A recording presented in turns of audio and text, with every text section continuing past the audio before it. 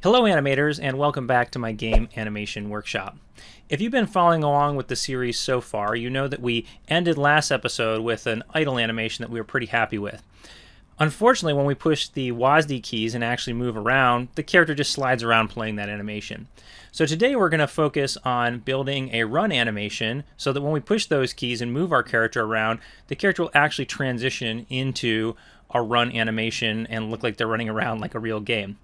Now, before we get into animating and all the fun stuff, we do need to do a little bit of data gathering. It's important for us to understand some information about how our character moves in the game so we can make sure that our animation is moving appropriately. Primarily, the piece of data we're going to be looking for is the move speed of our character. How many centimeters or meters or whatever it is per second that the character is moving forward. This is really important for us to understand so that when we actually build our animation in Maya, we're building it at the right speed to prevent lots of foot sliding and that kind of thing. So we're going to hop into Unreal first. We're going to get that data. I'm going to show you how to get that. And then we're going to hop over and do a little bit of preparatory setup in our animation scene in Maya to make sure that we are prepared to get our animation moving at the correct rate to match what's in game. All right, so here we are in Unreal. I've just opened up our scene that we're very familiar with from last time, and we're gonna go hunt down this info about the character, how fast they move when they slide around in our world. The easiest way to do this is to actually go look at the character's pawn and just see what the settings are, see what the max sort of walk or run speed for our character is. And we can get there very quickly by just actually selecting our character right here in the scene. This is an instance of our character pawn. And you'll see that it highlights it over here in our world outliner, and we can go straight to it by clicking this Edit Third Person Character button. Now, we've kind of mucked around in here a little bit before, but as just a reminder, this is the character's pawn, or the character controller, sometimes it's called. It's kind of the bucket that everything about the character, all the pieces of the character get slotted into, and this is the actual thing that ends up getting spawned in game that you play as. You can see it's got all these components, meshes, weapon meshes or camera boom, all this stuff, right? So this is kind of the one-stop shop for all the bits and bobs that actually make up your character, okay? Over here, there's a list of components, and components are essentially, they're modules or objects that are just like a component of this character. And you'll note that there's one component here called the character movement component. And this is something that all characters, all playable characters in games in Unreal have. And it's kind of a storage unit for all of this data about how your character is allowed to move and all the tuning values for how they jump, how they walk, how they slide, how they interact with physics and everything, okay? And you can kind of go down this list and look at all these numbers. You could even tune them to be whatever you want if you wanted them to actually be something different than what they are, okay? The one that we're looking for is actually the max walk speed, okay? So I'm actually going to just search for that. We'll search walk. And here we go. Here's our max walk speed right here.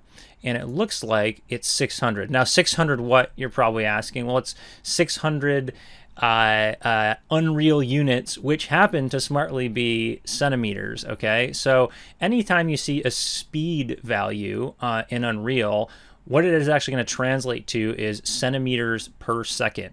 So we now know that we need to build our Maya scene to match this, and that when our character is running forward, they need to be running forward at 600 centimeters per second. So let's hop over into Maya now and actually set up our scene and get our character just moving through space at 600 centimeters per second so that we make sure we're building on a good foundation that matches exactly what we have in game.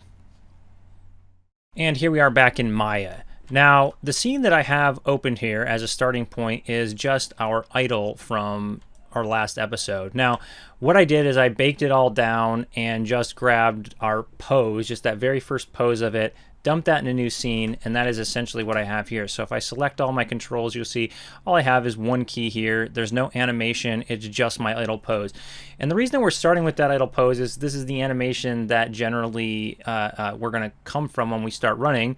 we're going to be coming from a standstill into the run. So it's a good pose to kind of start with and make sure that we're kind of sort of matching that pose when our character actually runs forward as well. Now, what we want to do is we want to actually get our character moving forward through space at 600 centimeters per second to match what's in game, okay? So the very first thing we want to make sure is that our units in Maya are actually set to centimeters, so that when we put in values on our sort of layout control here, that we're not working in meters or some other even more confusing unit. So we'll go down here to our settings. I'm going to click this little man with the gear down here. And if we go to the main settings area here, you'll see there's an area called working units. This might be set to meters or something else. Whatever it happens to be, you want to make sure that you have centimeters selected there before we do this. Otherwise, we're going to be working in units that won't make any sense to us in Unreal. So once you've got that, hit save. And then we're going to select our layout control, so the bottom control here of the character. And we want to go to frame 30. So we want to say from 0 to 30, so over 1 second, our character moves forward 600 units, okay? So I'm going to go here to the graph editor. And let's look at our curves here. Boop. And we want to go, let's see, in this direction, which is Z. Let me focus on this. There we go. So we want to we're just going to manually make this 600 at frame 30. Okay. Now you might be tempted to say, oh, there, we're done. It moves 600 forward over 30 frames. But if you look at our curve, it's actually plateaued at the top and bottom, which means that our motion is going to ease in and out on that curve, and that's not how our character moves in game. Our character is moving at 600 centimeters per second linearly through space. So we want to make sure that this is also linear by clicking this, and that the character is moving at a very even pace forward. Now, just for the sake of cleanliness and not having to mess with this later, I'm actually going to copy this a few times into perpetuity, so that if we end up stretching out the timeline for any reason, our character will continue to move forward at that same rate.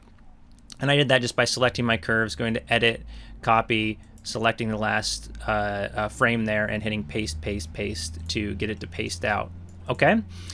Now, the last thing I'm going to do is I want to be able to view this animation in two different ways while I'm working on it. I want to be able to view it actually traveling through space, as well as in just one location looping, right? Because sometimes it's like a little bit hard to actually like edit the minutia of an animation when it's traveling through space really fast. So what I'm going to do is select my layout control yet again, and over here in my layers editor, I'm going to right click on this layer and say extract objects.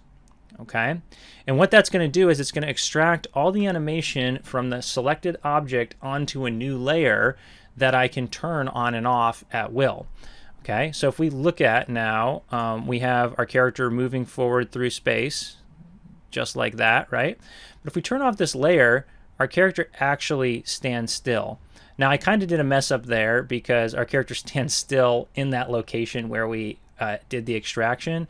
So the last thing I'm going to do is select my base layer, make sure I have this layout selected, set a keyframe on 0 again, since we moved all those keyframes off that base layer and up to that other layer, and just 0 out my Z here, so that when I have that layer turned off, my character is back here at the origin. And so what you should see at this point is if we play and have that layer turned off, our character should just be standing there perfectly at the origin. And then if I turn that layer on, our character should be correctly sliding forward at 600 centimeters per second. And now we're ready to get started on our animation. And that's it for the scene setup. Now, if we've done everything correct up to this point and got our data in the correct way and actually set the scene up as expected, as long as we actually don't mess that up, the animation that we do on top of this should already have kind of built in the appropriate motion to prevent foot sliding and whatnot when we put it in the game down the road. All right, let's get started on this run animation. Now, there's a couple different ways that we can approach run animations, and different animators like to think about animation in different ways, and neither of these are right or wrong. So I'm just going to kind of talk through them quick before I then go in and sort of show you my process for building a run animation. The first, and I would say more like traditional way to do a run animation, is to take a pose-to-pose approach. And by that I mean, you know, this is the way that it's kind of taught by Richard Williams in the Animator Survival Kit. It's you sort of meticulously lay down and craft your contact pose, your low pose, your passing pose, your high pose, and then sort of continue through that loop. And then you break down in between each of those and eventually spline it and sort of polish it up. That's the pose-to-pose approach. It's sort of laying down the staple key poses of that run animation and filling in the blanks and sort of building up from there. The second approach is a more layered approach, kind of how we animated the idol in the previous episode. A layered approach for a run might look like, hey, we start by animating the roots up and down motion, and then we sort of add the legs on and the upper body after that, and we sort of build outward from a sort of centralized motion on the character. I'm going to kind of animate a little bit of a hybrid of those two, but I think I'll be leaning more towards that layered approach. The reason for that in this specific instance is that I want to kind of build the run within the idle pose I already have. I don't want the character to just suddenly transition to a very different, more straightforward run animation. I want them to kind of maintain that lean forward, crouched, weapon-specific pose that we crafted while running. Because of that, I think it's probably going to be a little bit easier to just sort of organically build it right out of that pose. So we're going to take and sort of start at the center of the character and work our way outward and see what we come up with at the end. I really like layered approach because a lot of times it sort of emergently creates a lot of happy accidents where you might animate one little part of the body offset in a way that feels really nice, that often don't happen in more traditional pose-to-pose animation. So I'm not going to run through every little noodly bit of this process. Animating runs can actually take a really long time and can be a lot of sitting there like noodling curves and whatnot. So I'll sort of break it up into the beginning, how I start it, maybe show a little bit of the middle, and then the final bit at the end. But hopefully it'll be enough that you can kind of infer what those in-between pieces are without me sitting here for 3 hours actually showing you every little bit and bob that I'm tweaking on the character. So let's go into Maya and get started. So here we are back in our beloved Maya, and I have my idle pose here now. We have our root motion extract just like we set up in the setup, so that it has the forward motion built into it over 30 frames. Now the very first thing I'm going to do is clamp this to a frame range that makes a little bit more sense for us. We're probably not going to want to do a 120 frame looping animation here. So let's pull this down to, since this is a pretty fast run, you know, I sometimes like to start around 20, but it's a little bit faster than normal, so I think I'm going to pull it down to around 18 as a starting point. And just to make sure that everything is sort of samesies across the board, let's update this maximum. This is your current clamped range, and this is your maximum clamped range here to 18. Now, before I do any more, I just wanted to talk about one little hotkey that I'm going to be using. I like to try to squeeze these little hotkey tip and tricks in here where I can. You'll see me frequently throughout this selecting all of my character. And that is essentially, let me open up this, this picker here. It's essentially the same functionality as this all button here, but I just pinned it to a key on my keyboard. Right now I have it on A. And you can actually do that yourself by, if you select this, sorry, I pointed to the wrong one here. It's this one here, the all select. If you actually go and open up your script editor here, we can kind of see what's happening. If you click this little eraser button here, it'll clear out all the current scripts.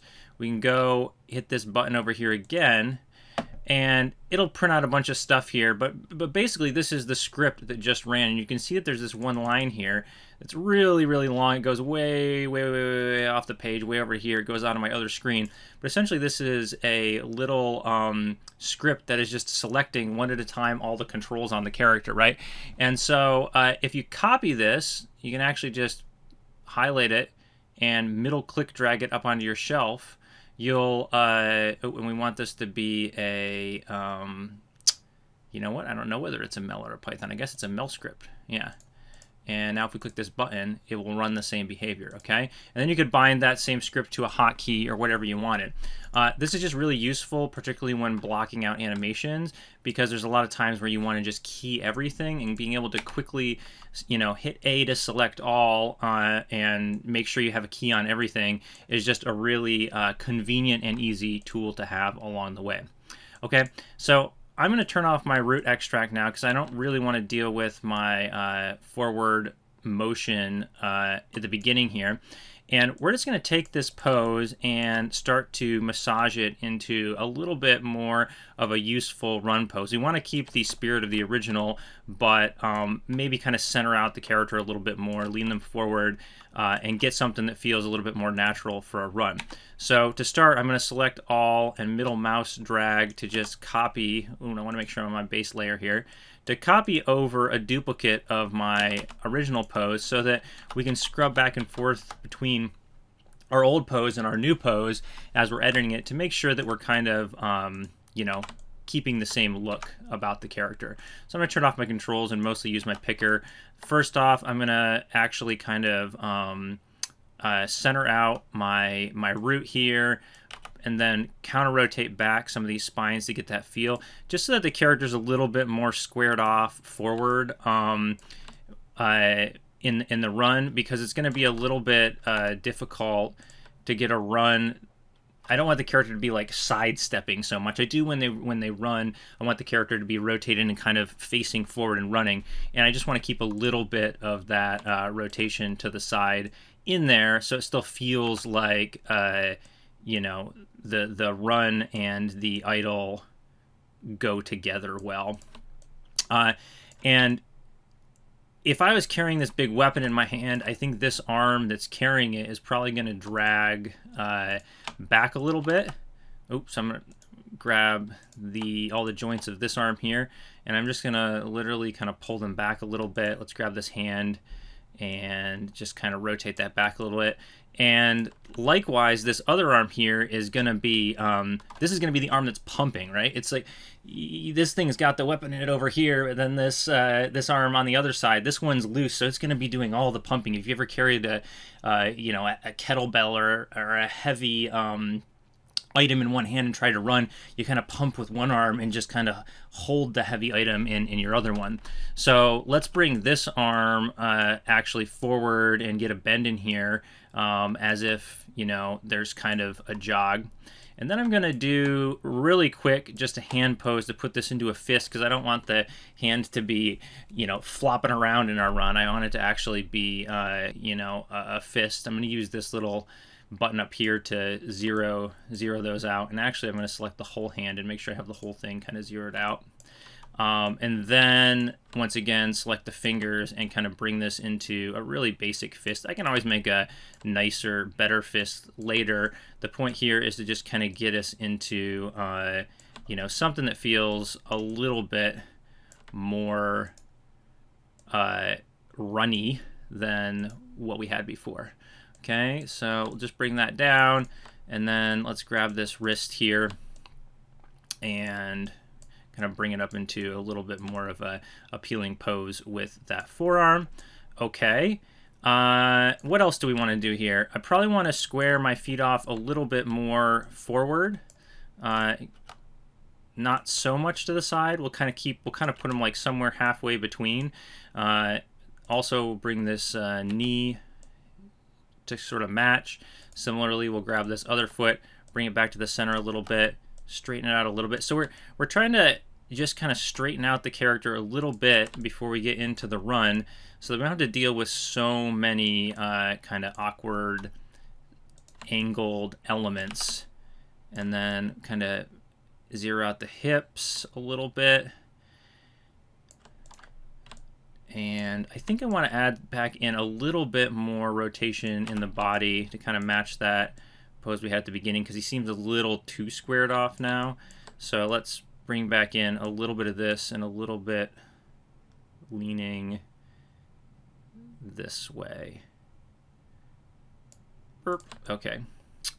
And then lastly, I'm going to bring the head. You know, when you run, you don't run with your, even if you're leaning forward, you don't bring your head way up and stare forward. You actually kind of look down at a, I don't know, 10, 20 degree in front of you. So I am going to bring this head down a little bit into a more natural running pose, kind of looking out at the ground in front. Okay? And that is a pretty reasonable pose for us to start with. I didn't worry about, you know, putting the character quite into a run pose yet. That's going to be our next step.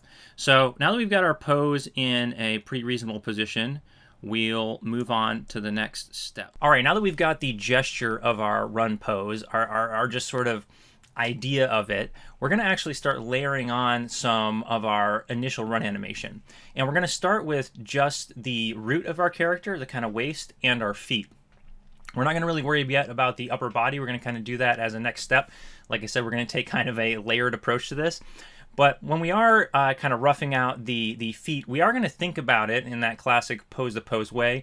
We're going to try to make sure we nail all of our key run poses. So we're going to start with those contacts, work through and build out our sort of passing pose in between those. And then we'll break down with our high and that sort of in-air leap-off pose that you want to really capture on every run, and just sort of fill in the blanks in between. But we're going to be working primarily just on the lower body first, and then we're going to kind of layer the upper body on as a separate element afterwards, and we'll do a little work to massage them together to make sure that they actually work well after. So let's go take a look at the feet and that root and see what we can do.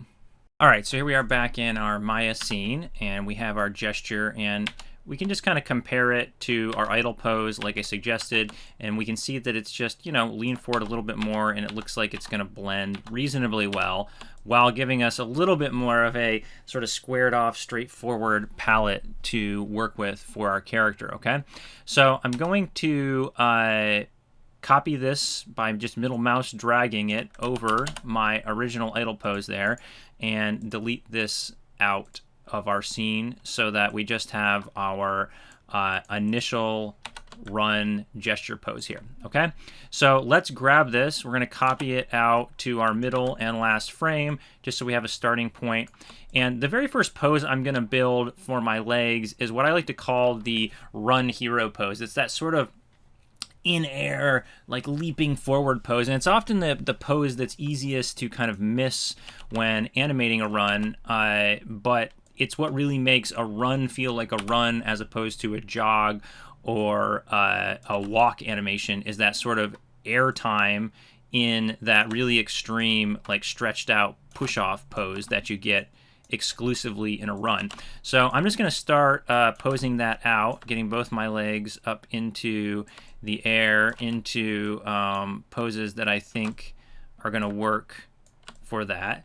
And I'm not worried about them being perfect. I'm just trying to get the feel of the character launching themselves through the air. I'm going to copy this 0 pose over to my last one as well.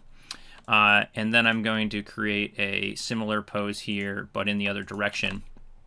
And I'm just sort of focusing on thinking about where the sort of extreme positions of each leg are going to be. You know, I don't want to pull this too far forward and get weird bending there in the ankle. I'm just trying to find something that looks like the sort of natural extreme extensions of this run. Okay, so kind of getting this leg back off the ground. If that was sort of the full push-off position, then I want this to be even further back and extended out. Okay,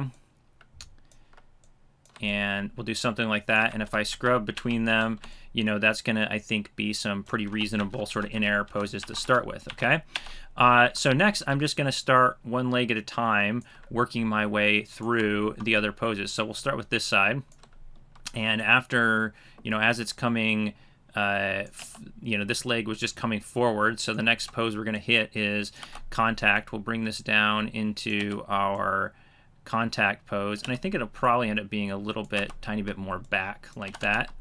I'm going to copy that a couple frames later and get a passing pose out of this, bring it a couple more frames later to 7 here, and try to get our extreme push-off pose. Okay, so something like Like there's where our leg kind of naturally hits its full straight, which is what we want.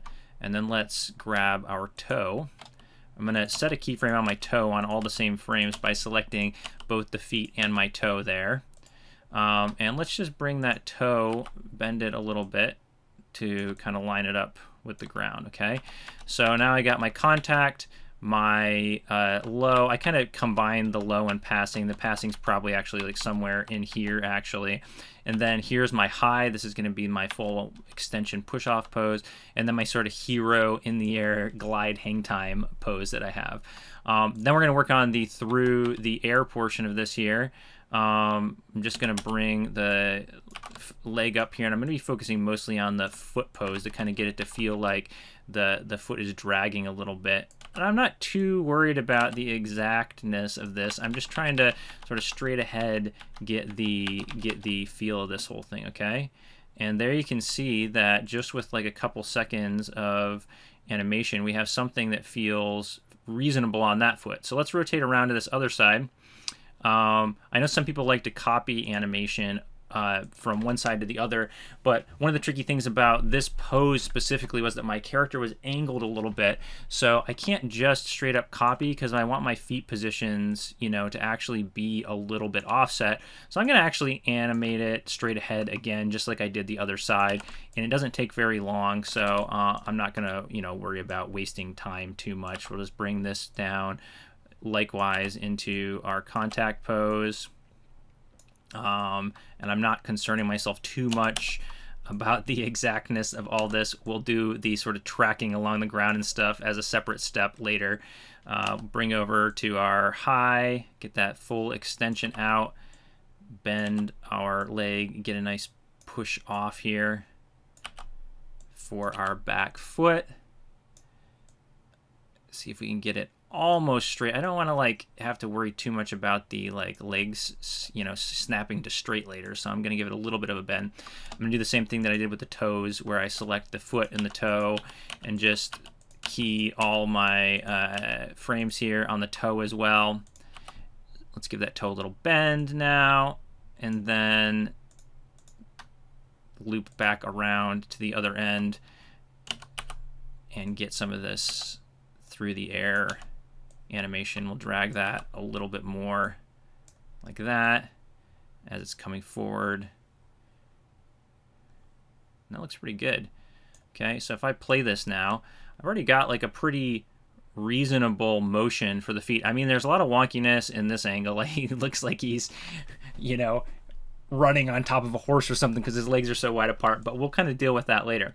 So the last bit we want to focus on in this block out, like I said, is the root here, and we want to get the root up and down to kind of match the cadence of our legs, right? So when the character is pushing off here and in the air, that's probably where we want the character to kind of be at the highest, whereas this, you know, right after, the few frames after the foot contacts and during this passing is probably where we kind of want our low point.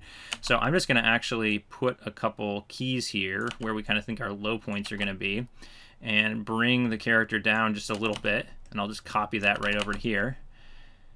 And then we already kind of built in our highs because that was our like push-off pose that we did. And let's see what we got. So we have something that's like actually not too bad. So the last thing I'm going to do here is just kind of adjust my foot poses a little bit by using the graph editor. So let's bring the graph editor over. And we're just going to adjust the translate X in towards the center a little bit, so our character's not quite so bow-legged. So I'm just going to grab the X curves and literally pull those in a little bit to something that's a little bit more reasonable like that. Let's see if we even need to move this other side at all. It might be fine for now, and we can always adjust it later. Yeah, it's probably okay. I did notice that it kind of pops out here, so I think I'm just going to fix that right now by sort of scaling that down, and we'll just to give us a pretty like vanilla starting point to work with.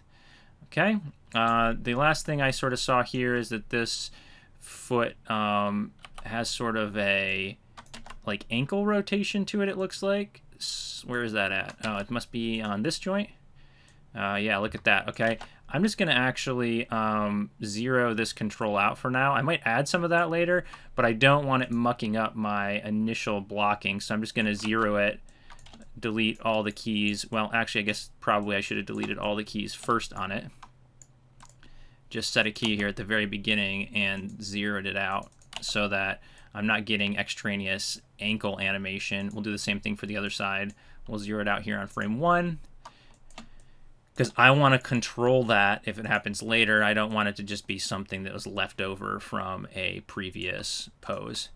And that is our rough foot block out and root motion block out. And so now we're going to work our way up the body and kind of do the same process for our torso and arms next. Our foot and root block out is in a pretty good place. We have the basic motion that we need in there to kind of start getting the idea and feel of the run, but our upper body is still completely static. So next we're going to work on fleshing out the spine and the arms and a little bit of motion onto the head.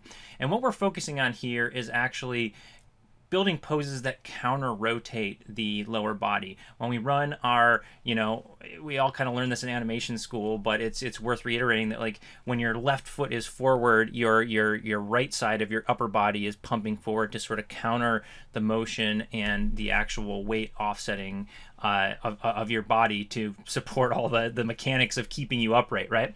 So what we're going to do is we're going to, just like with that run, we're going to build our sort of hero extreme poses with a little bit of adjusting in between, and just sort of get, like we did on the lower body, the gesture of the animation of the upper body. So just like our lower body, we are going to start out by building our sort of extreme hero poses on our upper body, okay? So I'm going to grab sort of every control that we care about here, our spine, our, well, actually, you know what? We already have I was going to say we got to set a keyframe on all that, but we actually have a keyframe on all that already. So let's just sort of make sure that we do indeed have, yes, our keyframes on our spine here at 0, at 9, and at 18, just like we did starting out on our lower body. And we're just going to start blocking out these poses, okay? So here on this one, we have our left leg coming forward, which means our character is actually going to be sort of close to their extreme rotation in this direction.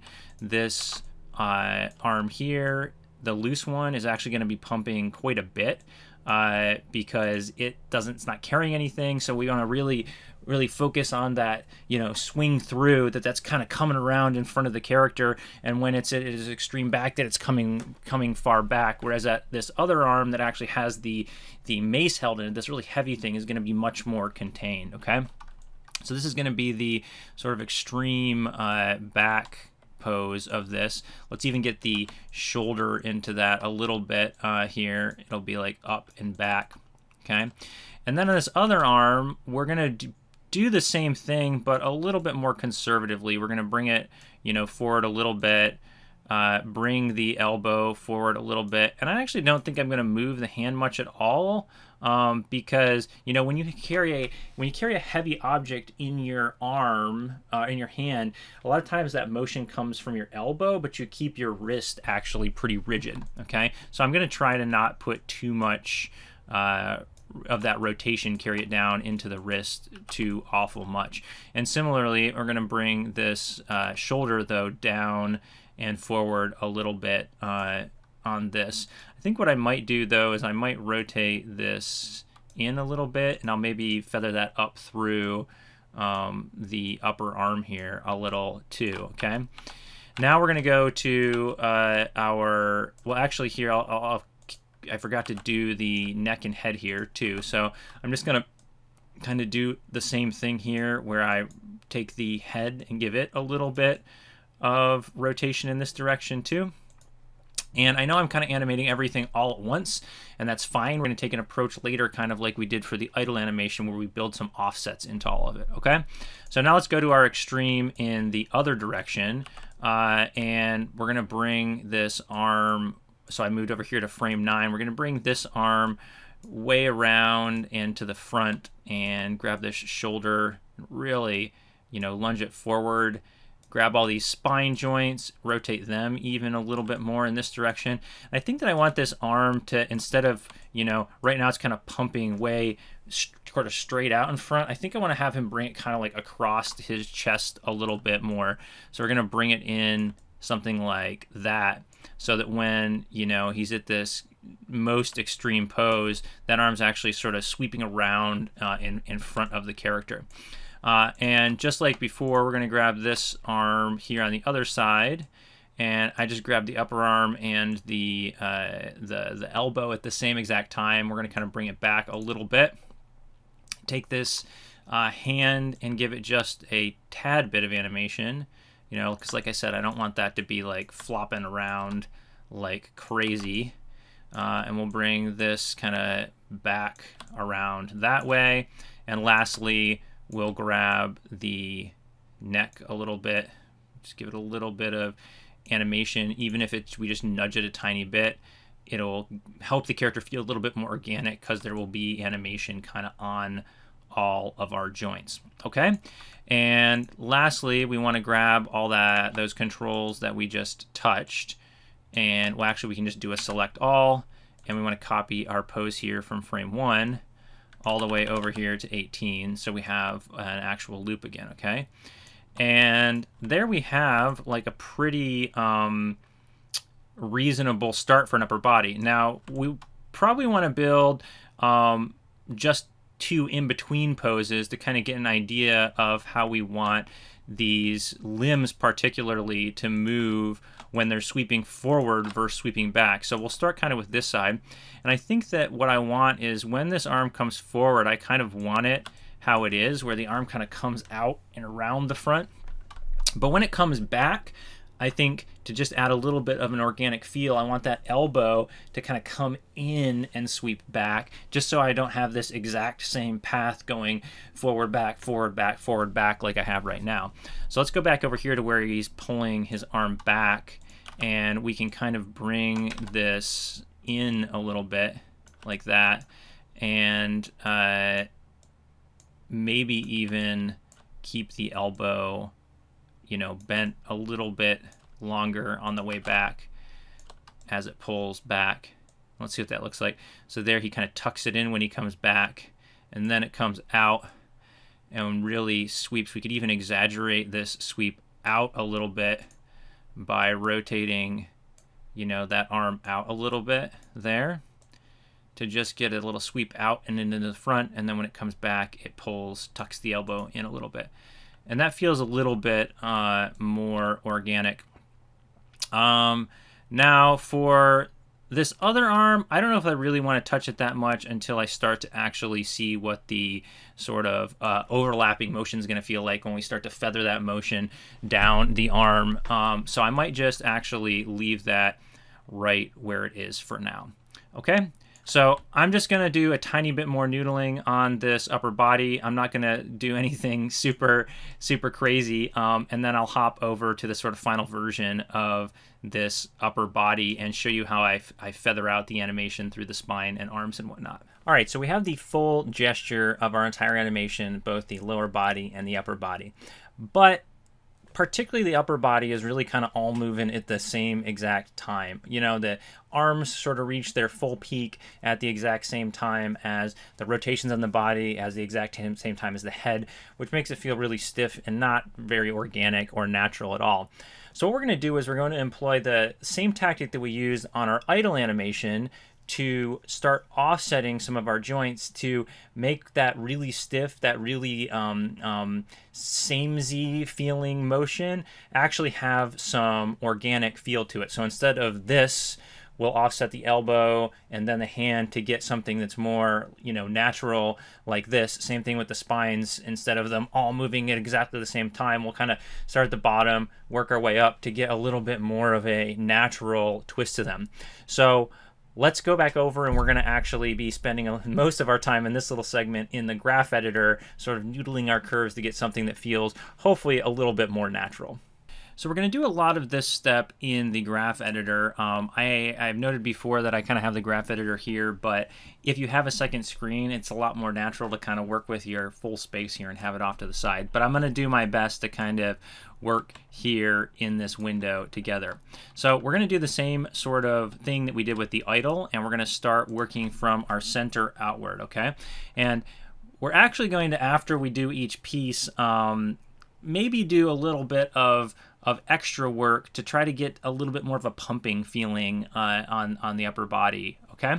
So let's start, though, at the beginning with our spine here and actually grab our top two spines only.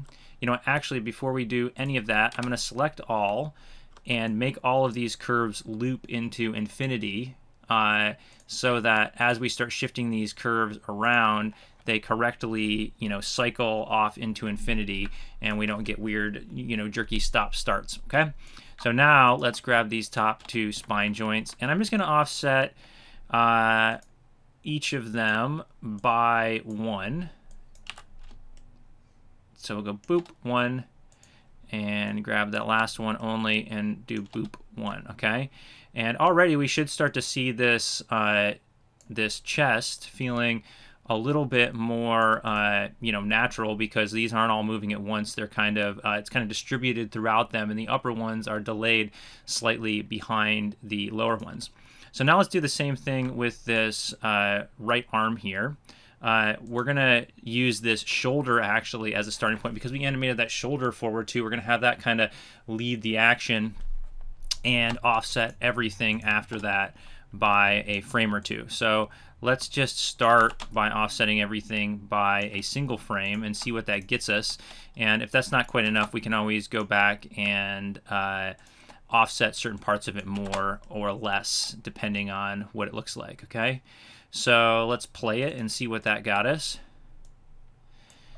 So you can see now that's already getting us, you know, some motion that feels way more natural and stiff than what we had before, okay? I'm going to do the same thing to this other arm as a starting point. We'll just go grab all 3 of these, offset them by 1, and work our way down. 1, boop, and then lastly our wrist, okay?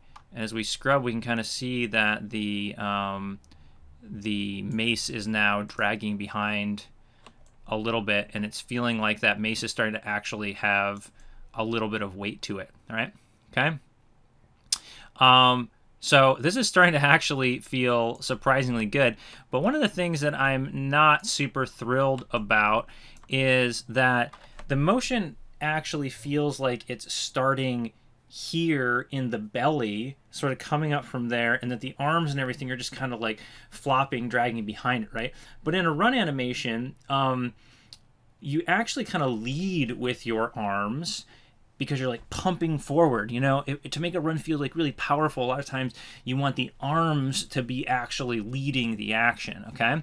And so what I'm going to try to do is actually grab my entire arm group, so right and left, and see what we can do by actually offsetting all of those earlier into the animation so that they are actually leading ahead of the torso animation, okay?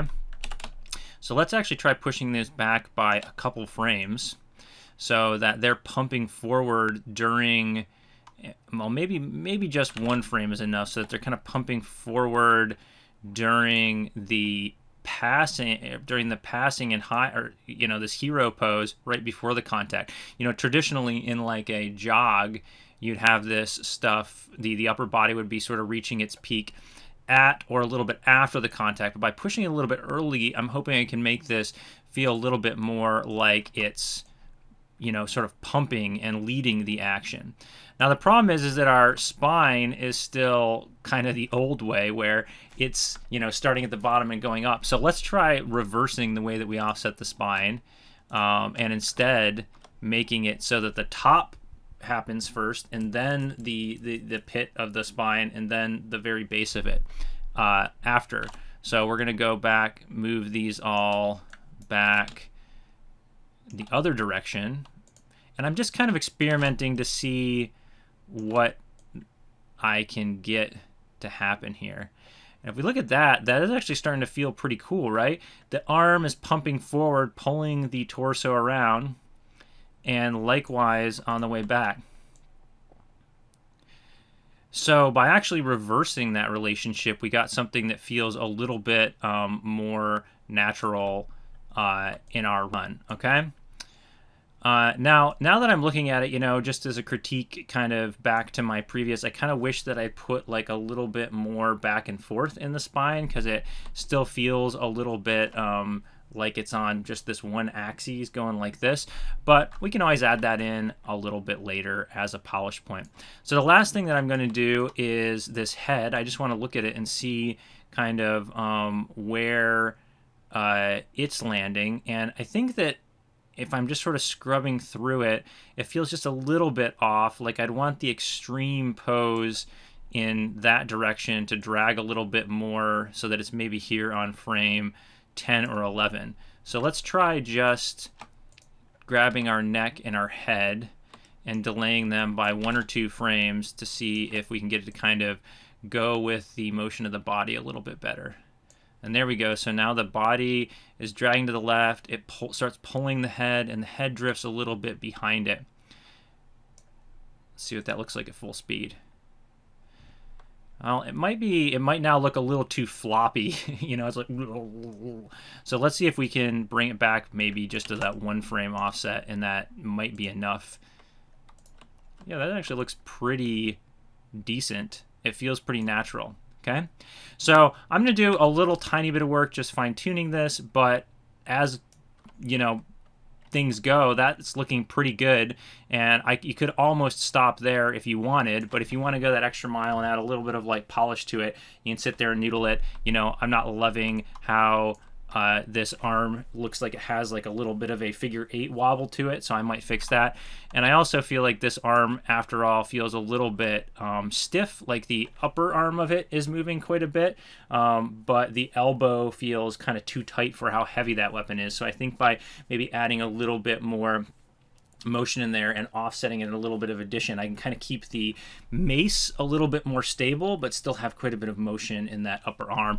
What I'll be aiming for is to try to just make this hand feel like it's a little bit more stabilized in space, and that it's orbiting around the weight of that mace, as opposed to right now where it feels very driven by the sort of shoulder motion there, and the weight really isn't being taken into account much.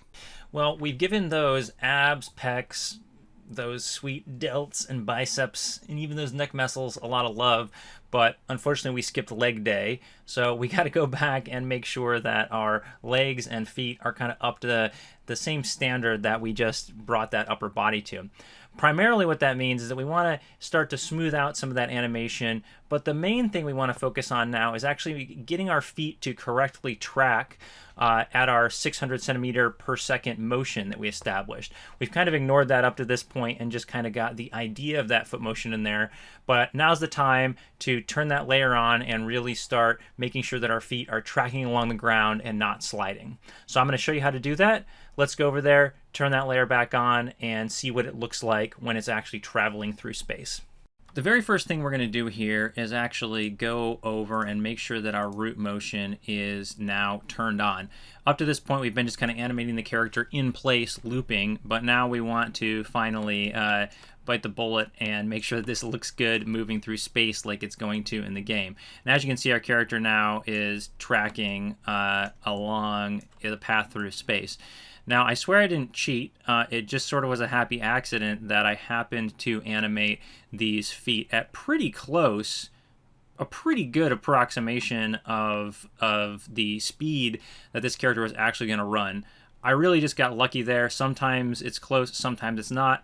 But now I'm going to go actually polish up and fix up some of this sliding that is there, even though it is kind of minor. So let's start with this foot that's closest to camera, since that's the one that seems to be the most problematic, okay? The very first thing I'm going to do is a tiny bit here in the graph editor, and I'm going to try to make the motion along the ground for this foot a little bit more linear here, because once that foot actually contacts the ground and starts going backward, it's going to go back at a sort of linear speed, okay? It's not going to ease into it because it's stuck to the ground and the character is moving forward at a uniform linear speed. So at this frame where it contacts, I'm actually going to break this curve here by clicking this button, which allows me to control each side of this independently from the other side. Okay, so I'm going to grab this side and make it linear while keeping this other side kind of plateaued like it was, and then I can kind of see what happens here, and I'm just going to kind of make this a straight line so that I know, at least, even if my speed is kind of off, that at least my foot tracking backward is tracking back at a pretty linear pace. And let's make sure that we got all the ones that are actually on the ground. Yep, and by that point it's coming up off the ground. Okay, so let's now actually just zoom way in on this, and at this point we're just going to do some eyeballing of it. Okay, I'm gonna make sure, since we're kind of polishing this, that this foot is actually above the ground. Then we're going to go to the next frame, and I'm going to do a little cheat here and actually just copy this frame right over and then slide it back, and I'm just scrubbing, and I'm going to just eyeball these and nudge them until they are nearly identical. Okay, now it doesn't need to be 100% perfect, but the closer, the less this moves, the more it will feel like the character's foot is really truly planted on the ground. Okay, now here this foot rolls up, and if I kind of compare where the toe positions are, we can see that this one is a bit off, and we want to bring this back even more. Now that's kind of the right position, but this is going a little bit through the ground, so let's raise it up a little bit, and now we have a pretty great plant and push off. Now if I look here kind of in between, it's wobbling around a little bit, so let's just go on ones and fix each of these in between frames as well, since it's only a couple frames that we have to deal with. And like I said, if you get a little wobble like that, you could probably fix that up, but I wouldn't worry about it too much. It just needs to be close. Okay, let's get this guy moved back a little bit and pulled up a tad as well.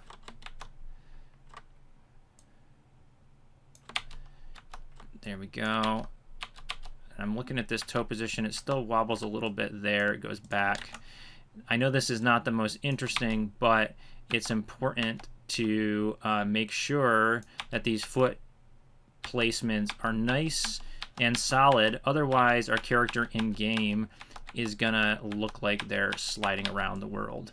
And that's a quick sign of animation that feels a little bit cheaper or not quite as polished, is when you see foot sliding. Okay, so that's pretty good. Now, the other thing that I kind of think might be worth doing is just massaging when this foot rolls up a little bit.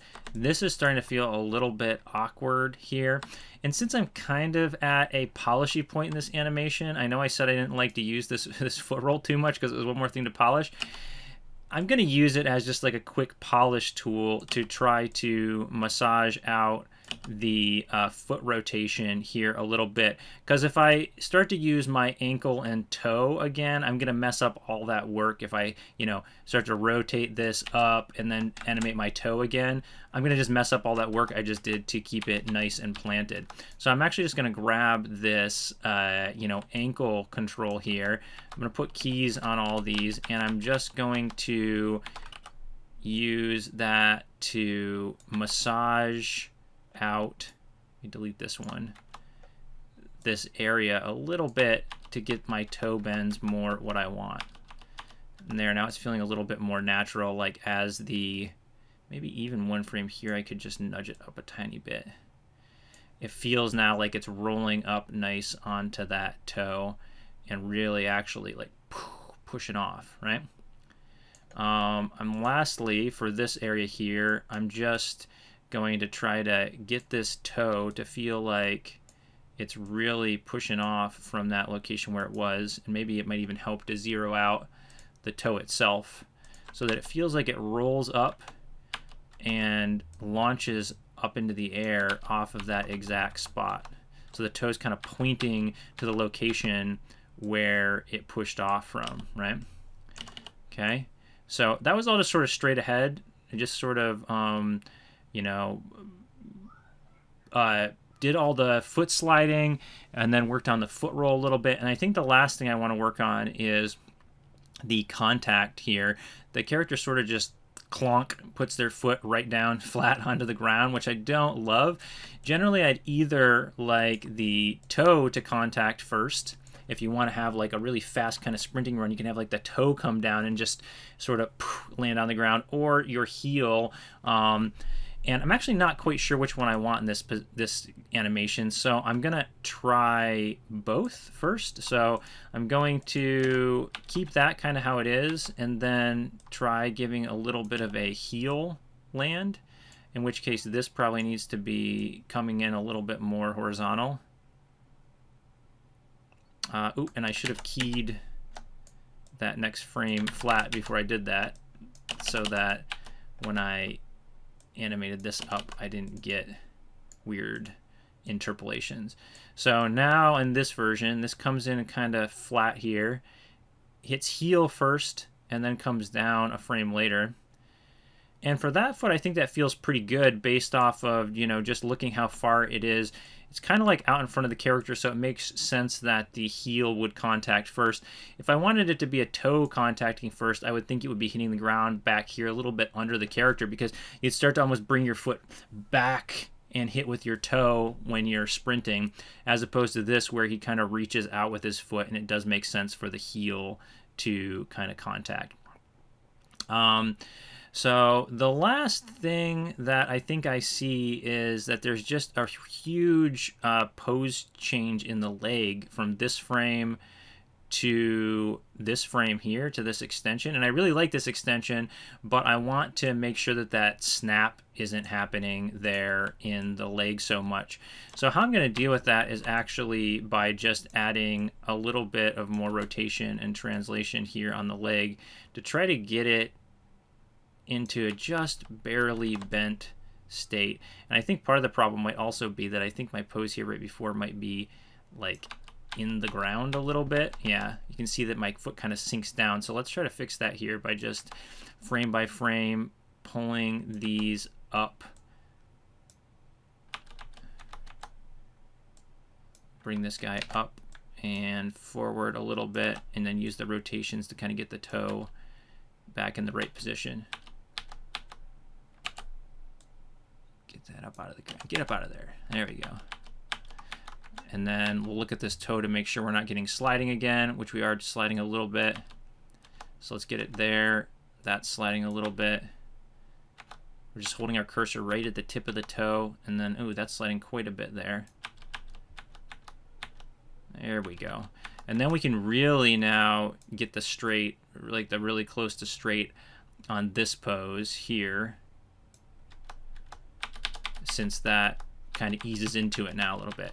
And we basically got rid of that knee popping by doing that, right? Now it does come, I do have kind of a straight to bent to straight to bent to straight to bent, so I might want to pull this one back a little bit too, so that we similarly ease back into the bent pose afterwards, and make sure we copy that back over here to the front, okay? Now, I'm not going to go through that entire process again on the other foot. I'm basically going to work through the same exact logic where I check my foot plant and work through all the mechanics of this other foot in the same way. But I will kind of play this through, and then I'll show you the final finished version of those feet at the start of the next little segment here. We've made some great progress up to this point. We've done kind of a medium polish pass on the upper body and on the legs, and now it's time to start adding in a little bit of those more nuanced polish points. And specifically, I was noticing on this animation that the up and down motion in the character doesn't really doesn't really distribute throughout the rest of the body in any way, shape, or form.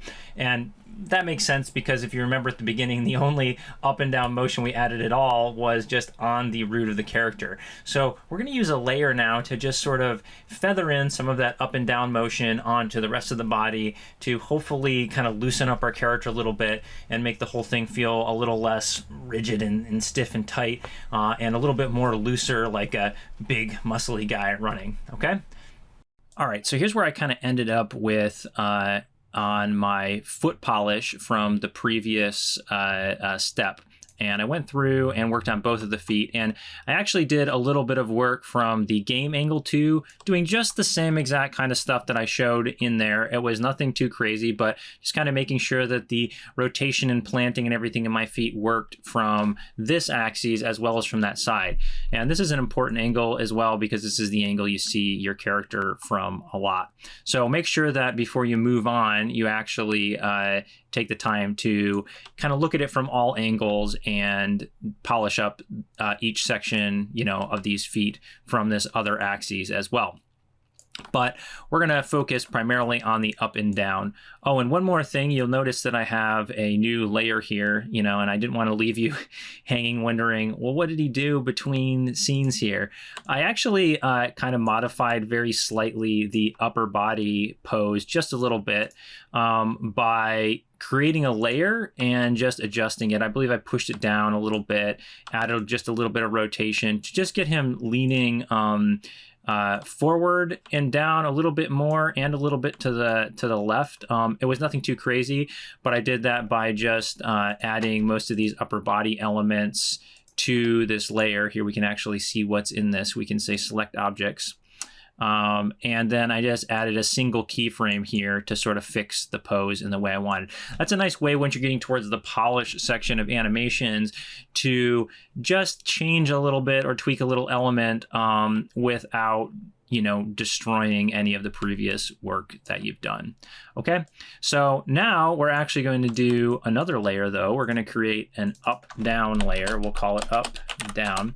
And the problem that we're trying to solve now is it's probably easiest to see from this angle is when I play, nothing really seems to respond to the up and down motion of the character. I mean, this huge mass, this whole character up here, the spines, the shoulders, the arms, all this heavy stuff, just seems pretty pinned to it. So when this goes up, it goes up and vice versa. So I'm going to add a little bit of animation in this axis to try to soften that out and make the character feel a little looser and more organic. And we're going to use some of the same sort of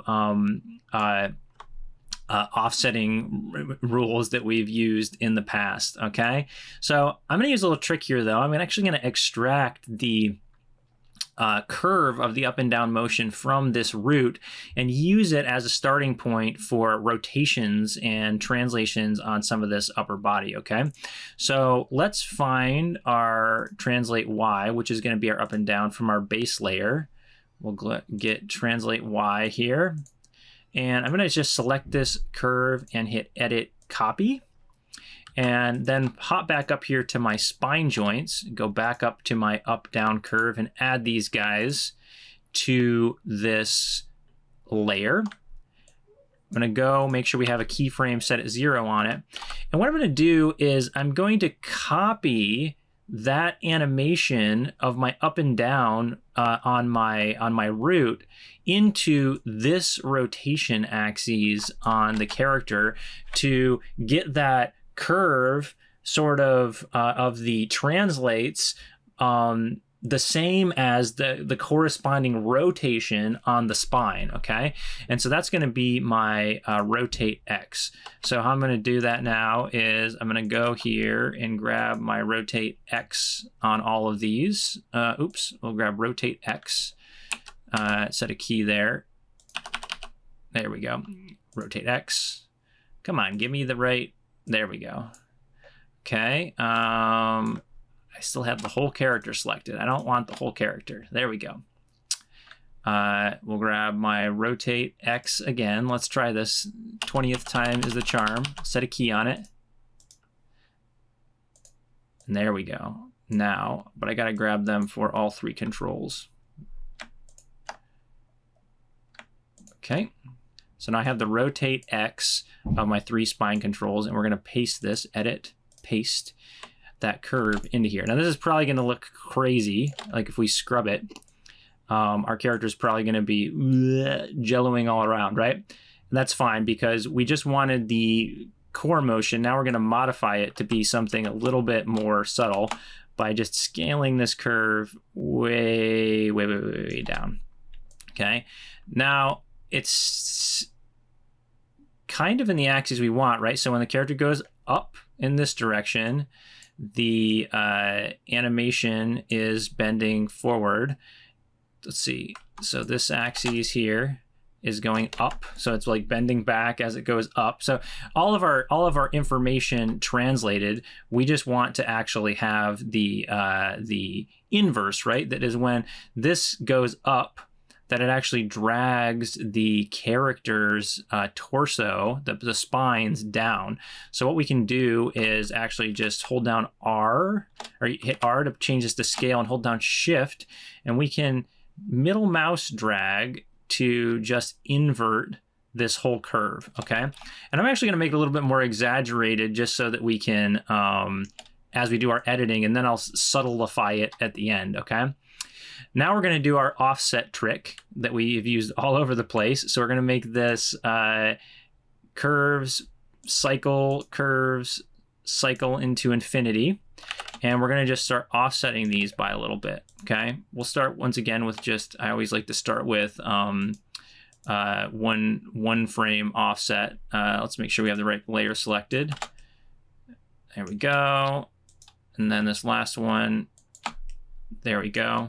Okay, so now they're offset a little bit, and then let's see if we can scrub and see what that looks like.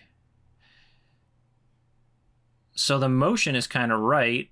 I think the problem at this point now is that it's just too big. So let's try to make this a little bit more subtle again. So we'll scale these down to almost nothing. We don't want this to be crazy obvious. We want it to just kind of feel like it's naturally built into there, right? That might even, that's looking pretty good. I think I might make it a little bit even more subtle.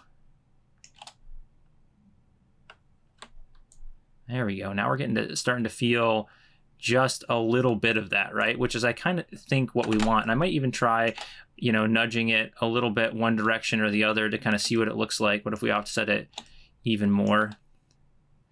But I kind of like where that's at. It starts to add, you know, it's subtle. It's not going to be incredibly like crazy or anything. But what we could also do, one more thing, is we could scale it per joint a little bit so that it kind of gets a little bit more extreme the further you get away from the root of the character. So essentially this first spine's gonna just have a little bit of up and down, the next one's gonna have a little bit more, and then that upper one's gonna have even a little bit more. And because I don't want the character to lean forward quite so much at the lowest point, I'm gonna bring this back down just to grab all these and pull them down a little bit just to better maintain that pose that I had initially created. And now I'm getting something that feels pretty good, honestly. If I just sort of look, it's a little subtle, but if you look here, you kind of see now this nice natural little up and down on the chest, okay? Now, the last thing I'm gonna do is try and do kind of the same thing with these shoulders, okay? I'm going to just kind of focus in this front view here, though, and add these to my up and down. And for this, I'm actually just going to kind of, you know, eyeball this. So I'm going to set a keyframe, basically split this into quarters, okay? And I'm just kind of looking at where the most extreme downs and ups are, okay? So in, you know, relative to where the shoulder position is. So here's kind of the lowest point, right? And here's kind of the highest, you know, it happens to be kind of at those demarcations. So what I'm going to do is I'm actually just going to add some simple translates to these. I'm going to bring these down and a little bit of rotation to bring these down at the lowest point. And at the highest point, I'm going to do the exact opposite. I'm going to bring them up a little bit and also rotate them up a little bit. And I'm going to copy these. So at our other highs, we'll copy to here at this high, here at this high, and then I'll middle mouse drag this low to my other low, okay? Now, these are not offset at all at this point. It's literally the shoulders are at the lowest, at their lowest point in the animation, and they're at the highest and their highest point.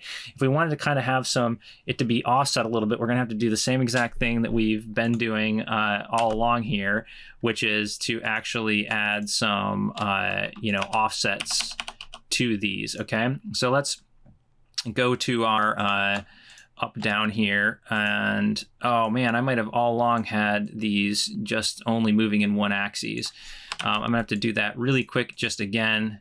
It's not too difficult. Let's actually remove these from it, and I'm just gonna do that really fast. We'll just review it, do it one more time.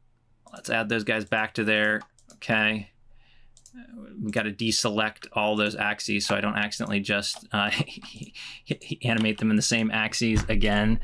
So we'll set our keyframes there at our highs, at our lows, and we'll just do this one more time. Our lows,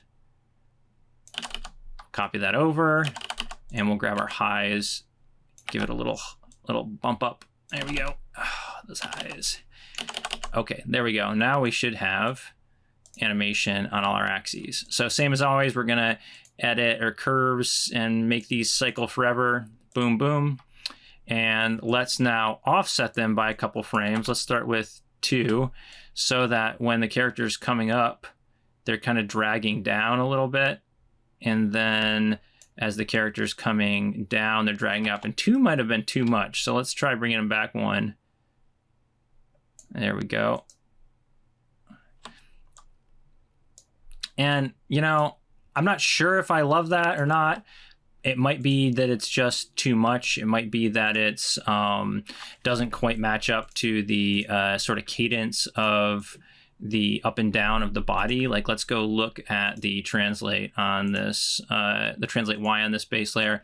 So you can see that this kind of has like a cadence to it that we're not matching. And that might be the problem, which is that, the push off is actually like pretty fast and then it kind of drifts down. So probably if I wanted to, I can try to kind of match that here, which is that so our highs are actually happen to be these low peaks in the case of this shoulder, right?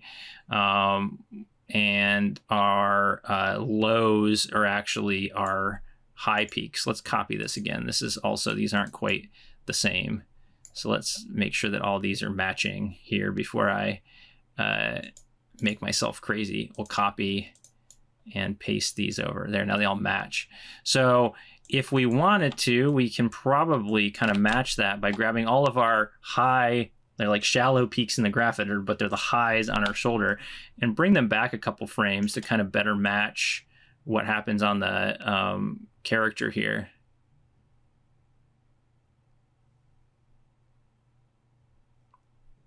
And I guess we actually probably want to do the inverse because we want the actual lows. It's like the character's going up fast, so it's getting dragged down faster. I was kind of thinking of it backwards. So I think what we actually want is to pull these a little bit earlier, something like that. There we go. Okay, so once again, that's kind of subtle. It's just going to be kind of mixed in there, but it loosens up the shoulders in a way that feels a little bit more natural, I think, overall. So that's all I'm going to do with the up and down on the upper body. And now we're just going to do some final polish all around on this to kind of get this game ready and finish it up. Here we are on the last leg of the animation portion of this, and we're going to just do a little bit of final polish before we put this in the game. Now, I would love to tell you that I have an incredible strategy and tactic for how I polish animations, but it's really not that glamorous. The reality is I just look at it, see something that's off, and fix it. That's really it. And The best strategy I can offer is to try to focus on one body part at a time and kind of work your way through the character. I know a lot of animators like to start with kind of the root of the animation and work their way out. In runs, I like to kind of focus on starting at the feet and moving my way up, just because the feet tend to be the, where all the mechanics of the run start, and they kind of push upwards through the character. So I'm going to kind of start down this. I'm not going to show you the entire polish for this because it would be like an hour plus long, but hopefully after a few minutes of just me sort of looking at one part of the body, polishing it a little bit and moving on, you can kind of get the idea, and then I'll show you the final animation at the end. Let's get some polish on this. Okay, I'm going to start with the feet here, and I'm just kind of looking at them from each angle, trying to figure out what can I fix up about these to try to just make them feel a little bit more finalized. And the first thing that stood out to me, and probably the biggest one, I actually looked at these from the side, and generally I like the mechanics here, pushing off everything. The feet generally look pretty good. But when I looked at them from this angle, I noticed that they were kind of just on rails completely. They're in one axis entirely. They don't deviate in, out, anything, which is not exactly how a run works in real life. So what I want to try to do is I'm going to focus on this foot as a starting point. I want to add that there is a little bit of a in-out motion, that as the foot kind of pulls forward through the air during this portion, it actually moves in towards the center a little bit. And then once it hits the ground, of course, it is kind of on rails because the foot gets planted. But hopefully that will add a little bit of in-out loop to those feet that will help it feel like at least I put some thought into the motion of them there. So how I'm going to do that is we're just going to go down and make sure that we are on our base layer here. I'm going to kind of lock out all these other layers so I don't accidentally junk those up as I'm working. And let's make sure we have the right foot actually selected. Okay, so I'm going to start with it on the ground here, and as it comes back and pushes off, I'm going to start to pull it in this direction and actually have the push off be a little bit more diagonal. And actually I think I'm gonna do that even at this pose. And I'm just sort of scrubbing, I'm literally doing this frame by frame at this point. So I'm really just sort of animating this straight ahead. And I could do this on a layer if I wanted to be a little bit safer, but I'm not too worried about it because this axis in my animation was not super great to begin with. So I think by doing this, it's only going to improve my animation. And there's little chance of me really making any irreparable mistakes that are going to make it worse than it was, which was that it had no motion back and forth in this axis. So I'm just kind of straight ahead animating it into to bring it in a little bit as it comes forward, and I'm dragging the toe as I do that, right? And then it kind of is gonna straighten out here. Now I think I might be going a little too far in, so I'm gonna just massage this back out a little bit. I want this motion to be somewhat subtle. I don't want it to be super crazy and obvious that these feet are sliding in during this. Okay, let's copy that over to our start here, and now keep carrying that over, and we're going to carry this motion over all the way till we contact the ground again.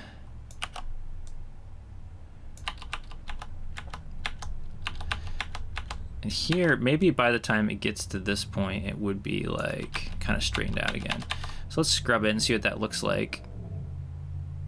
Okay, I like how that kind of pushes off there, but I feel like it would now start flicking out maybe a little bit faster.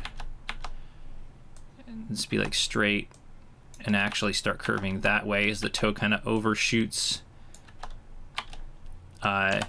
being pulled off the ground. And then at this point it might, be coming in like that.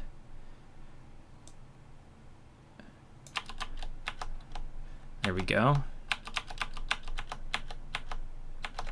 So let's play it and see what that looks like now. So that actually feels pretty good. Like, it adds a little bit more of an organic feel to that, and I think if we propagated that to the other side, we'd have something that's pretty nice. Now, just to make sure that I didn't do anything too wonky, I want to look at that curve in this axis, my translation. Okay, so we hit the ground here, and it tracks, as we'd expect. But I did do a little bit of wonkiness here, so I'm just gonna, sort of massage this out and make sure that my curves aren't, bumpy or crazy, because that's gonna end up being noticeable in the animation. Like if I do a big change like this, where it kind of comes here, plateaus, and is in the same exact axes for all these frames, that's going to be noticeable to the naked eye in the animation. So I'm just gonna try to get this to feel like the curves are nice and smooth to me, while still keeping the idea I had, which was that that foot kind of comes in and out. And there we go, that's feeling pretty good. Now I could probably do the same polish on the curves of all the rotations of the foot, but I'm not gonna do that at this point.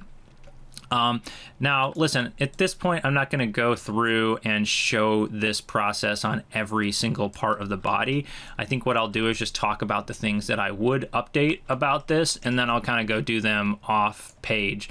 So the things that kind of stand out to me as needing a little bit of polish, the body here doesn't really have any back and forth motion in it, so I probably add a little bit of a sway to the character and propagate that to the upper body too, so we get a little bit of this. Maybe even that would end up being propagated down to the arms a little bit too. I'd kind of have to see. Obviously, I would apply the same logic that I applied to this foot to this one over here. And then I think the other thing that's kind of missing is some like counter animation of this pelvis right here. The pelvis feels very pinned and doesn't really feel like it, responds much to what the legs or the upper body is actually doing. So I probably add a little bit of animation on that to make it feel a little bit more organic.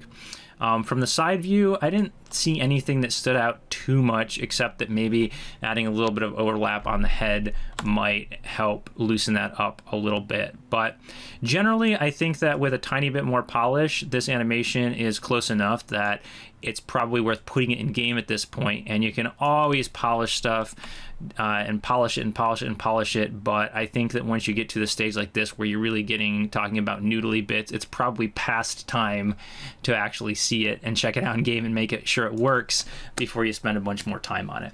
So here's what I ended up with after a little bit of polish. This is just a play blast of the animation, and I'm pretty happy with how it turned out for the amount of time that I put into it, but as I noted, there could always be some improvements, and just because you've sort of got an animation to the point where you're going to put it into the game doesn't necessarily mean that you're never going to revisit it. So don't think that you need to take everything to the nth degree before getting into the game. In fact, you should try to be getting things into the game as quickly as you can once you've sort of got the idea of it there. Now, what would I improve about this? I'll sort of do a little bit of critique of my own animation right now. I think one thing that kind of stood out to me is that while the character has a nice up and down motion, there's very little feeling of the character sort of lunging forward, on these, when the character pushes forward here, let me pause this. When the character is pushing forward, I might try to actually have the character translate forward a little bit, so you get this little lunge forward with the upper body, as opposed to right now the hips and the whole upper body feels very pinned in this single axis. Another thing that stood out to me was that the legs on these flick backs could maybe I could maybe increase the texture of the spacing of how they come forward, so that that when they push off and flick up here, let me see, here I could keep them back a little bit longer, have them speed through this section and sort of linger here a little bit longer to get a little bit more of a ease in, ease out texture to them coming forward. Similarly, I think I could probably do something similar to the arm here as well, because it kind of has some of the same problems. But I'm pretty happy with how this turned out. I used a lot of different processes on it, so it was a nice little exercise to try out a bunch of different things. So let's close down this Maya portion and head over to Unreal. Now we've put a lot of work into this run, and it's in a pretty reasonable place to export and put into our actual game. So we're going to export this animation, import it into Unreal. I'm not going to walk through all that. We've done it a lot of times before. And then we're going to hop into the animation blueprint, and I'm going to talk to you a little bit about creating variables and building your first states and a little bit of logic to actually get this run to work. So let's go over into Unreal, and we'll dig a little bit into the more technical implementation side of this. Okay, so here we are in Unreal. I imported our run animation into here, and overall it looks pretty good. I mean, it could always be better. There's always things that we can improve, but I think it's in a pretty great place for us to hook up and actually see what it looks like in-game before we spend tons more time noodling on it. So let's hop over to our animation blueprint, and actually, if we are here in our animation preview window, we can get to that blueprint by just clicking right here on our blueprint tab. You can kind of see you can go back and forth between the mesh, skeleton, and blueprint. Okay. If yours doesn't look like this when you open it up, you might be in a different part of the animation blueprint. So go ahead down here to the animation graph in the bottom left, click it, and it'll bring you right to here. And as you might recall from our previous episode, our character, the only thing it knows how to do right now is play its idle animation. We have done no other logic in here, nothing, okay? So what we want to do is we actually want to create what's called a state machine that can manage our transition between idle and run based off some data that we're going to plug into it, okay? So let's right click here, and we're going to create a state machine by typing state machine. You'll see there it will give us context, add new state machine. Great. We'll click on that. And up here on the top right, you can give it a name that makes a little bit more sense. Let's call this locomotion state machine. All right. And let's plug that in to this to replace our idle, and then double click to enter into this. Now this looks a little bit different. This is its own kind of editor, and as an animator, you're going to probably spend a reasonable amount of time in here editing, creating new states, creating transition rules, and whatnot. So let's right-click first and sort of familiarize ourselves with this. We can add some states into here. Let's click Add State, and we'll make this our idle state by naming it idle. And we want to do one more state too, because we want to be doing transitions between idle and run. Okay, so let's right click again and add a second state and call that one run. Now you see that there's this little entry node here, and this is where it's basically asking, like, what is the first thing in this state machine that you want to enter when this state machine starts?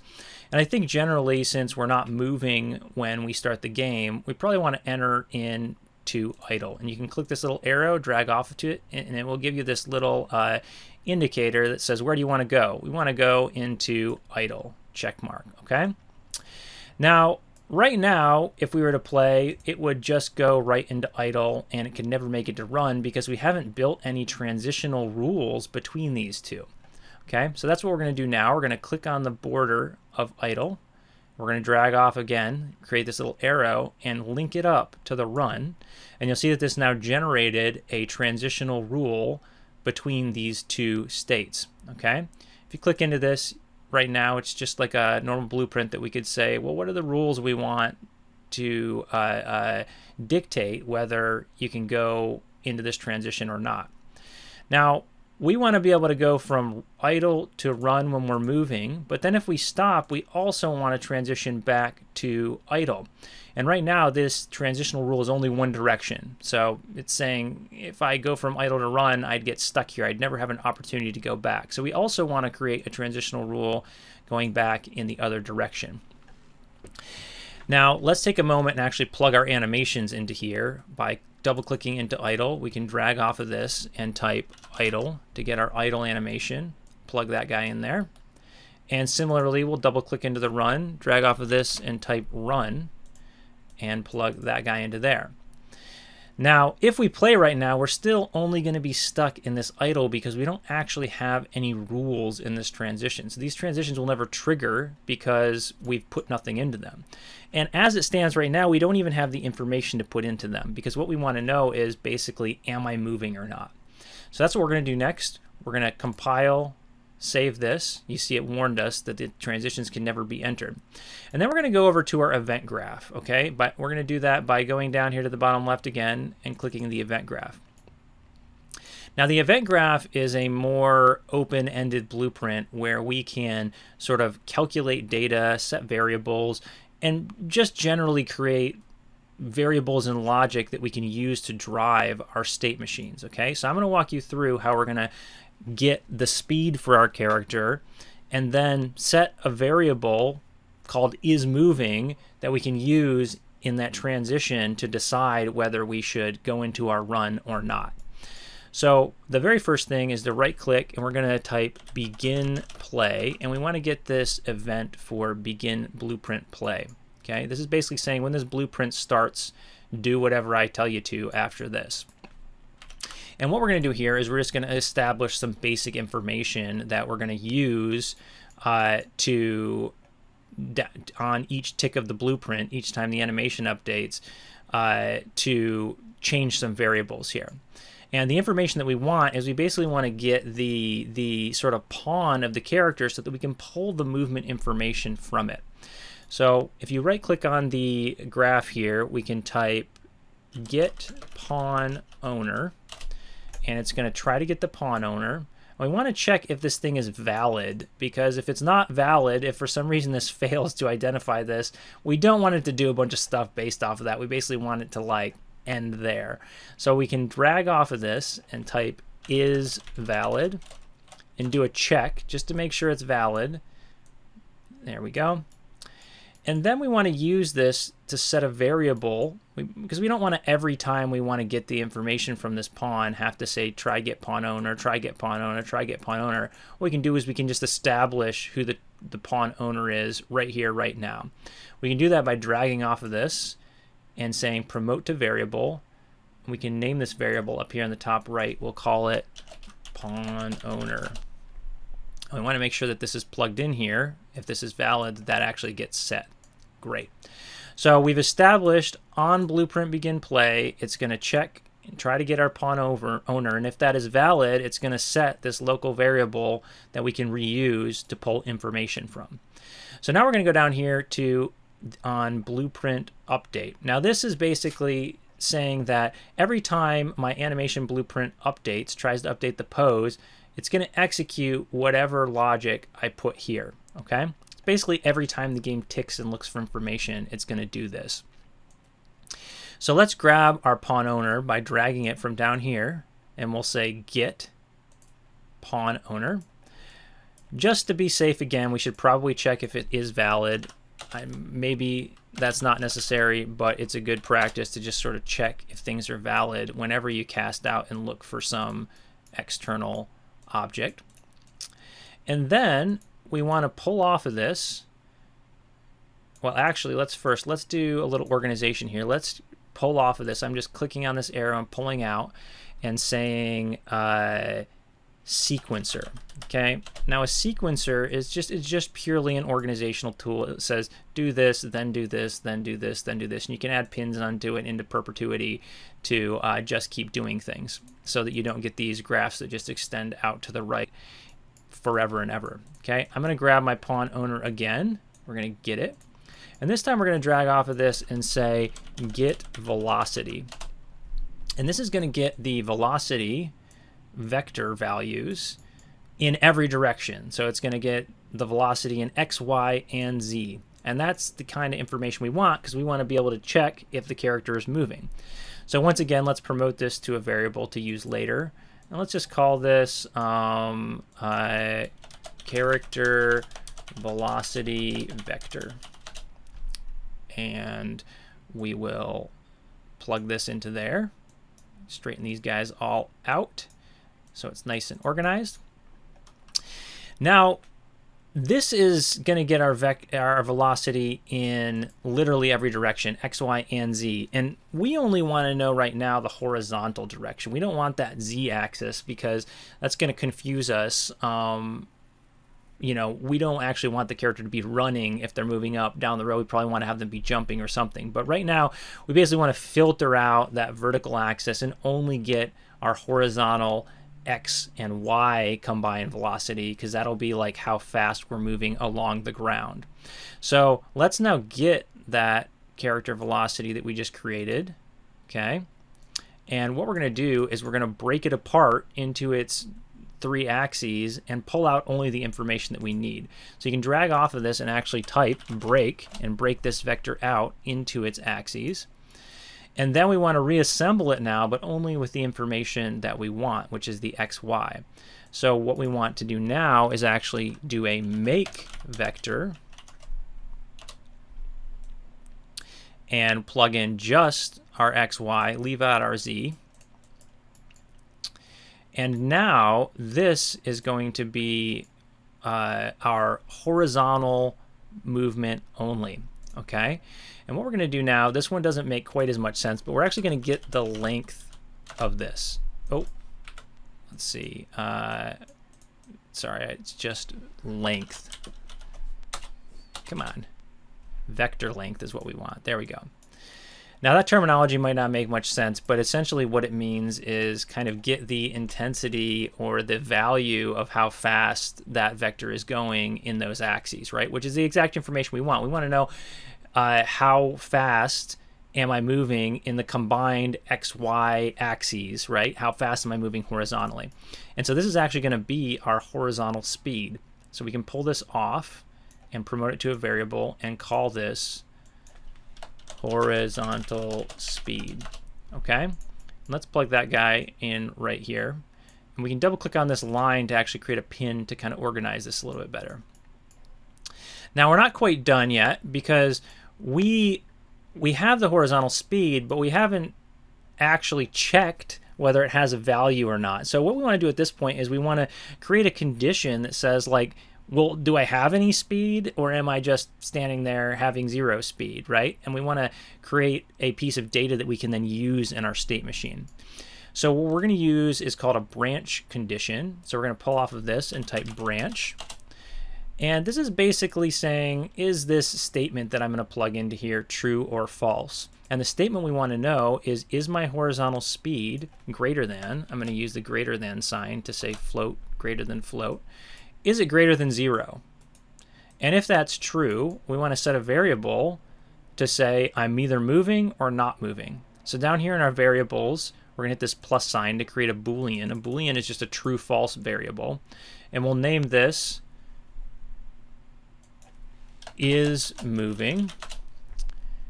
And we're going to pull this onto our graph and say set. And if my character is moving, if this velocity is greater than 0, so if it's true, we want to say, yeah, I am moving. And then we'll copy paste this, Control-C, Control-V. And if it's not greater than 0, then I'm not moving. All right. So there we have established all the data that we need. And just to review it, we got our pawn owner and established that as a variable.